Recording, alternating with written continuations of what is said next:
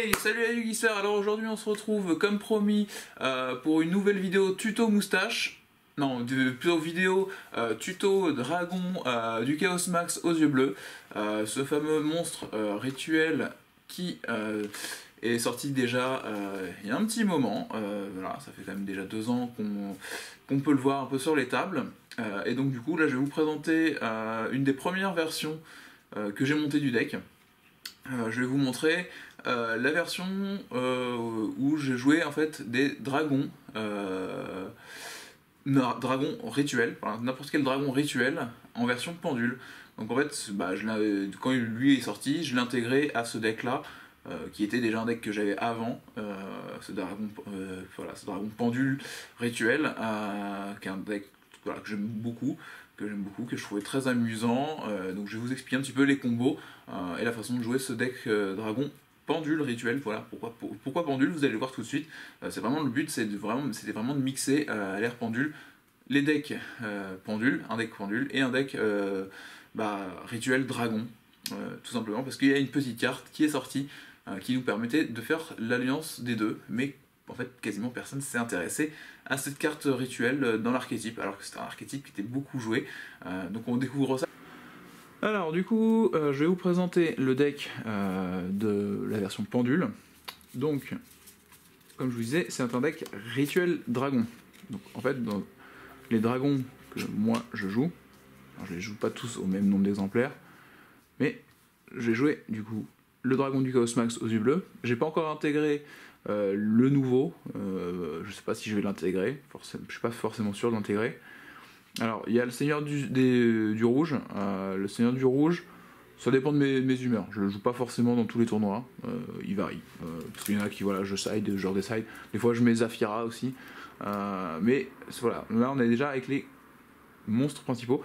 En fait les 3 premiers monstres que je jouais effectivement c'était ces 3 là, j'ai intégré le Chaos Max, parce que c'était aussi un dragon rituel, donc je peux aussi l'invoquer dans ce deck, mais la base vraiment du deck, ceux qui m'intéressaient vraiment le plus c'était l'Amor Factor Pain, le Draco Seigneur Imaginaire, Dragon de la Pesanteur aux yeux impairs et un peu le Seigneur du Rouge, au tout départ de ce deck. Je vais vous expliquer un petit peu les effets de chacun. Donc le dragon, donc le Seigneur du Rouge, vous pouvez invoquer rituellement cette carte avec transmigration, une fois par tour, durant le tour de chaque joueur, lorsqu'une carte ou un effet Seigneur du Rouge exclu est activé, vous pouvez cibler un monstre sur le terrain, détruisez-le. Une fois par tour durant le tour de chaque joueur, lorsqu'une carte ou un effet, celui-ci exclu, est activé, vous pouvez cibler une carte magie piège sur le terrain, détruisez-la. Donc en fait ça c'était au moment où j'ai commencé à jouer le deck, on était en air pendule, c'était quand même un très très bon effet, ça nous permettait par tour de gérer 2 cartes adverses, donc ça pouvait quand même embêter pas mal notre adversaire, de voir ses cartes se faire détruire assez instantanément face au Seigneur du Rouge. Après on a le Dragon de la Pesanteur aux yeux impairs, qui n'a pas beaucoup été joué dans les cartes aux yeux impairs. Il y a beaucoup de cartes yeux impairs qui ont été jouées, mais lui il a été très très peu en général. Donc lui, donc 2008 quand même, il a quand même une bonne patate. Lorsque cette carte est invoquée spécialement, vous pouvez renvoyer toutes les cartes magie piège contrôlées par votre adversaire à la main. Ça c'est pas mal, il n'y a plus de force miroir, il n'y a plus de trappe, c'est une carte que j'aime beaucoup. Ça enlève, voilà, ça laisse le champ libre pour aller faire les OTK. Et votre adversaire ne peut ni activer de carte ni d'effet en réponse à l'activation de cet effet. Donc en plus, vous virez tout son board, mais il ne pourra même pas l'activer en réponse. Donc c'est quand même vraiment très très bien. Très très bien, moi c'est une carte que j'aime bien. Et après, il y a un petit effet qui est sympa, c'est qu'il a un effet continu, c'est votre adversaire doit payer 500 LP pour activer des effets de cartes. Et ça, je pense que c'est moi vraiment l'effet qui m'intéressait vraiment le plus, parce que en fait dans l'ère pendule, mais même encore l'ère aujourd'hui, on active tellement d'effets de cartes par tour que ça devient très très rentable de dire à notre adversaire voilà, certains peut-être à la maison connaissent énergie en chaîne, c'est la même chose quoi, c'est la même chose que un peu qu'énergie en chaîne, c'est qu'il va falloir qu'il paye des points de vie pour pouvoir jouer ses cartes. Donc voilà, j'ai même eu certains decks où je me suis amusé de jouer à la fois Dragon de la Pesanteur aux yeux impairs, le Xyz aux yeux rouges, et énergie en chaîne, ce qui faisait que mon adversaire devait payer des fortunes de points de vie pour jouer la moindre carte, ou le moindre effet, ce qui est très très amusant, parce que du coup, ça fait que votre adversaire est souvent à devoir réfléchir énormément, enfin même moi quand je suis dans ce genre de situation, c'est de réfléchir correctement à toutes ces actions pour réussir à remonter tout ce terrain sans se tuer soi-même sur le fait qu'on doit payer des points de vie. Et le dernier, l'Amor Factor Pain, lui c'est vraiment, mais alors vraiment un monstre rituel que j'adore, mais vraiment, hein, il est très très fort. Donc le petit Amor Factor, lui, on peut... hop, je sais pas si... Ouais, je vais pas pouvoir lire le texte, mais moi je vous le lis, hein, il n'y a pas de souci. Il nous dit, si cette carte est invoquée rituellement, votre adversaire saute sa prochaine main phase 1. Donc ça, c'est déjà un effet que je trouve vraiment très fort. C'est qu'on l'invoque, en premier tour, notre adversaire n'aura pas de main phase 1. Donc qui dit qu'il n'a pas de main phase 1, dit qu'il n'aura pas de battle non plus. Donc il ne pourra pas venir vous OTK. Voilà, il va falloir qu'il commence à jouer en main phase 2. Ça, vous pouvez le jouer aussi avec le Terminal Next, qui vous permet de dire que aucun joueur n'a de main phase 2. Donc en fait, votre adversaire n'a pas de main phase 1, il n'a pas de main phase 2, vu qu'il ne pourra pas rien faire en battle, en fait il va faire draw phase, standby phase, end phase, et c'était un très très joli tour de votre adversaire. Hein. Instantanément, votre adversaire n'a pas joué du tour, c'est une façon de faire sauter son tour. Hein. Effectivement, il y a Force Arcane, le monde qui peut vous faire ça, mais il y a aussi d'autres techniques un peu comme ça. Et après, il a un autre effet, hein, bien sûr, c'est il annule les effets des monstres fusion, synchro, xyz, face recto, tant qu'ils sont sur le terrain. Donc il annule quand même une bonne partie d'extra deck, enfin il annule pas les liens évidemment, étant donné que c'est un monstre qui est sorti avant les liens, c'est pas Necrose, mais c'est déjà pas mal, hein. Fusion synchro X6 c'est quand même vraiment fort. Moi j'ai gagné plus d'une partie parce que mon adversaire ne pouvait plus en revenir au combat sur une 2950 comme ça. Et après il dit que si cette carte est envoyée depuis le terrain au cimetière, vous pouvez ajouter un monstre Draco Seigneur depuis votre deck à votre main. Donc du coup en fait on va pouvoir aller rechercher un Vector ou un Lector une fois qu'il meurt. Donc vraiment un très très bon monstre rituel. Voilà, on a 4 très bons monstres rituels. Alors pourquoi du coup je pouvais me les jouer dans un deck pendule? C'est qu'en même temps que le dragon de la pesanteur aux yeux impairs, on avait tout simplement l'avènement aux yeux impairs qui est sorti. Alors beaucoup ont joué énormément sur la fusion aux yeux impairs sans s'intéresser à l'avènement aux yeux impairs, la magie rituelle, qui nous dit cette carte peut être utilisée pour invoquer rituellement un monstre rituel de type dragon depuis votre main ou cimetière. Vous devez également sacrifier des monstres pendules depuis votre main ou terrain dont le niveau total est égal ou supérieur au niveau du monstre rituel que vous voulez invoquer rituellement. Et comme la fusion aux yeux impairs, si votre adversaire contrôle minimum 2 monstres et que vous n'en contrôlez aucun, vous pouvez aussi envoyer des monstres yeux impairs depuis votre extra deck au cimetière. Donc du coup, c'est quand même vraiment fort. C'est vraiment fort parce que, en fait, qu'ils soient dans notre main ou dans notre cimetière, on va pouvoir les invoquer. Donc en fait, on pourra même faire une forme de rituel reborn grâce aux avènements, ce qui est vraiment très très fort parce que si on arrive à vous le gérer, si vous avez au tour suivant encore avènement, vous n'avez plus rien sur le terrain, vous allez envoyer de votre extra deck des monstres yeux impairs, donc vous pouvez envoyer des fusions. Vous pourrez aussi envoyer des monstres pendules que vous allez jouer dans le deck éventuellement, et réinvoquer un de vos monstres, un de vos 4 monstres rituels qui serait allé au cimetière.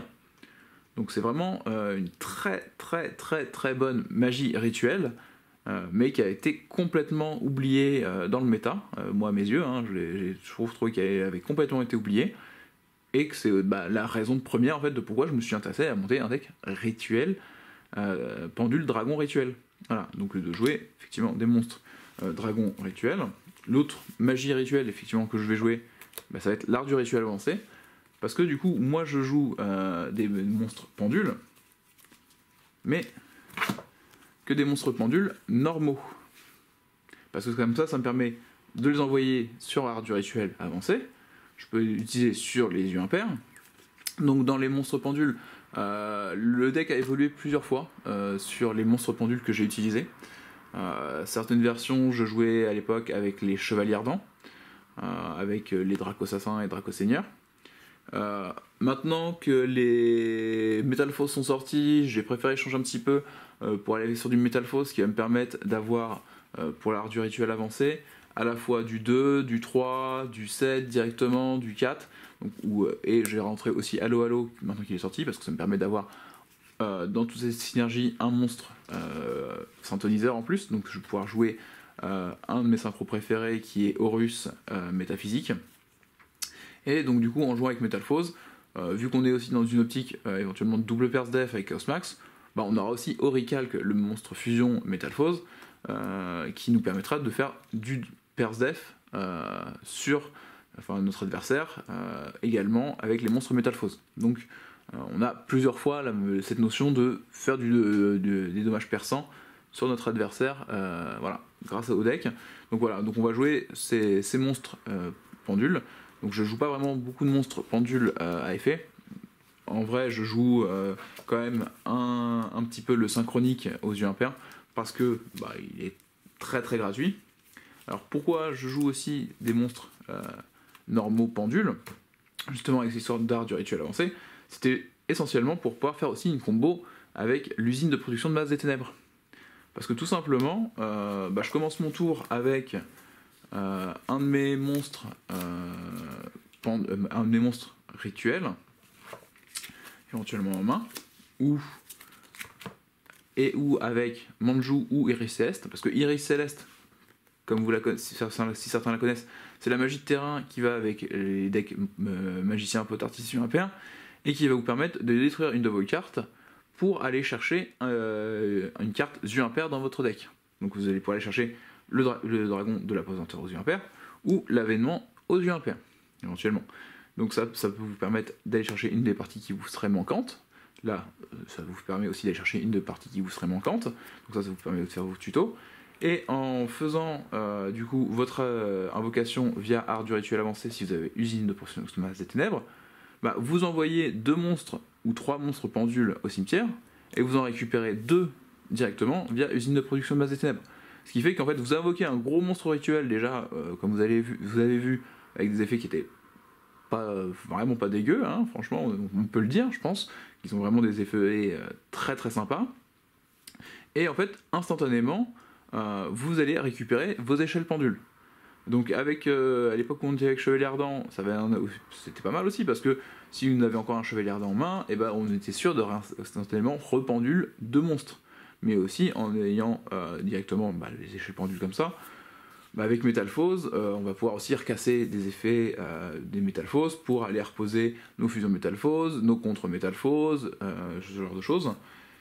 Le fait de jouer également, moi j'aime bien récupérer des échelles pendules, c'est qu'on va pouvoir aussi jouer éventuellement Retour du pendule, qui est une carte qui n'a pas forcément été beaucoup jouée, mais que je trouve bien dans ce deck là. Alors je la mets pas en 3 exemplaires, hein, parce que j'ai pas non plus envie de tenter la brique, mais en 1 ou 2 ça peut être très sympa. C'est si vous avez 2 cartes dans vos zones pendules, ciblez 2 monstres dans votre cimetière, chacun a un niveau entre les échelles pendules exclues et des cartes dans vos échelles pendules, et vous les ajoutez à votre main.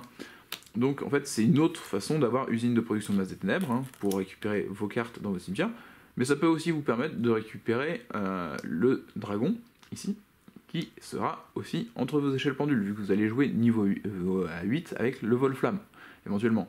Ou avec le dragon pendularque aux yeux impairs, qui, pareil, peut vous permettre de récupérer de haut niveau, directement dans votre cimetière. Donc ça, c'est une façon un peu de jouer. Alors évidemment, vu qu'on joue aussi ce principe avec des magies, des pièges et tout ça, on avait, dans les monstres pendules que je joue à effet, ça va être la ravisseuse de magie, qui, à chaque fois qu'on joue des cartes magie, soit si elle est en échelle pendule ou en tant que monstre, elle va mettre des compteurs sur elle. Donc quand on la met en échelle pendule, on va retirer 3 compteurs pour aller rechercher n'importe quel monstre pendule dans notre deck. Donc en fait, tout simplement, hein, comme je vous disais, ça peut aller très vite. On a une main un peu sympa quand même. On a une ravisseuse, on active une iris, on fait effet iris, on va récupérer une de nos parties, on va aller chercher la magie rituelle, on peut activer, on peut normal un manju, aller chercher l'autre partie, on a la usine de production de masse, Hop, on récupère au cimetière ceux qu'on va aller avoir mis sur l'art du rituel, et on va aller rechercher une autre scale, on va rependule tout ça. Donc on gagne un petit peu en CA. On gagne un petit peu en CA. Voilà. Après, vu que vous jouez des monstres pendules normaux, ça peut être... faut pas hésiter à jouer Lapin Sauveteur. Hein, je l'ai pas pris dans les cartes que je vais vous montrer. On peut jouer Lapin Sauveteur. Moi je joue une autre carte aussi, au vu que je joue Métalphose, qui fait un petit peu la même chose que Lapin Sauveteur. Mais voilà, faut pas hésiter à le jouer parce que ça peut vous permettre de faire votre Electrumite Métalphose, comme ça repiocher une carte, et ce qui va vous permettre de gagner un petit peu en CA pour pouvoir faire aussi votre invocation rituelle éventuellement, pour avoir rassemblé toutes les cartes qu'il vous faudrait. Pour rassembler vos cartes qu'il vous faudrait, pareil, un monstre qui n'a pas souvent été utilisé, mais un peu oublié aussi, un monstre qui est sorti il y a quand même un bon moment maintenant, c'est le Murmure Spirituel, qui est un monstre qui dit que il peut pas être, une fois par tour, il peut pas être détruit au combat, mais surtout il dit que quand il est invoqué par pendulation, on peut aller chercher un monstre rituel ou une magie rituelle dans notre deck, n'importe laquelle. Donc en fait c'est un manjou, mais sur l'invocation pendule. Donc c'est pour ça aussi, il rentre très bien dans cette idée de deck, vu qu'on est avec des monstres pendules, des monstres rituels. Donc il semble avoir sa place. Pareil, il ne faut pas le jouer forcément en 3 exemplaires, parce que si vous en avez 3 en main de départ, vous en ferez rien. Parce qu'il vous faudra, ou à part si vous avez une chance d'avoir vos 2 échelles pendules, et là effectivement vous allez faire plein de choses, mais sinon vous allez avoir du mal à vous en servir à 3. Petite carte, vu que vous allez jouer les Draco-Assassin et Draco-Seigneur, alors vous pouvez jouer évidemment Luster en plus, hein. C'est conseillé de jouer au moins 1 ou 2 Luster. Vous allez pouvoir jouer face à face Draco, qui va vous permettre de gagner aussi en CA, pareil, vous permettre d'accélérer peut-être l'invocation d'un Electrum aujourd'hui, et de pouvoir, avec Electrumite, voilà, comme je vous l'ai dit tout à l'heure, gagner en CA, repiocher assez rapidement. Et la petite dernière carte, moi qui est une carte que j'aime beaucoup, mais vraiment beaucoup, si je vous présente plein de mes decks Métalphose, vous allez quasiment la retrouver presque à chaque fois, principalement parce que dans la majorité de mes decks Métalphose, je joue les Draco-Assassins et les Draco-Seigneurs, ça va être la boîte d'amis, Box of Friend en anglais. Donc la boîte d'amis, c'est une petite carte niveau 1 qui dit que si elle est détruite et envoyée au cimetière, vous pouvez invoquer spécialement 2 monstres normaux de votre deck avec des noms différents, et il faut qu'ils aient une attaque ou une défense à 0. Et vous les invoquez en défense.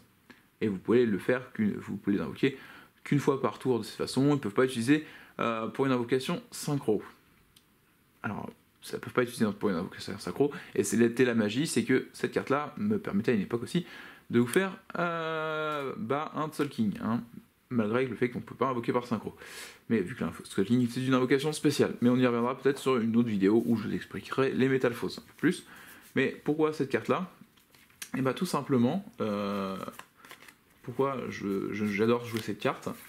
Et vraiment, j'ai vraiment attendu les Métalphoses pour vraiment prendre énormément de potentiel à cette carte, surtout dans les archétypes pendules, tout simplement parce que vous allez voir, le Master Pendule il a 0 de défense, le Vecteur Pendule il a 0 de défense, et Assyrian Métalphose a 0 d'attaque. Donc en fait ça nous laisse quand même 3 targets, là dans cette version là, dans notre deck de monstres qui vont sortir lors de la destruction de la boîte d'amis.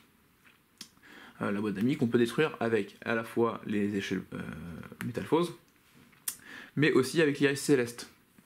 Donc en fait on s'offre 2 monstres gratuitement pour sortir toujours Electrumite éventuellement, ou faire, quand vous jouez Métalphose, donc avec les fusions Métalphose, ça vous permet aussi d'avoir instantanément un de vos fusions Métalphose gratuitement. C'est vraiment une carte que j'aime beaucoup dans Métalphose pour ça. Donc voilà un petit peu à quoi ressemble ce deck rituel dragon pendule.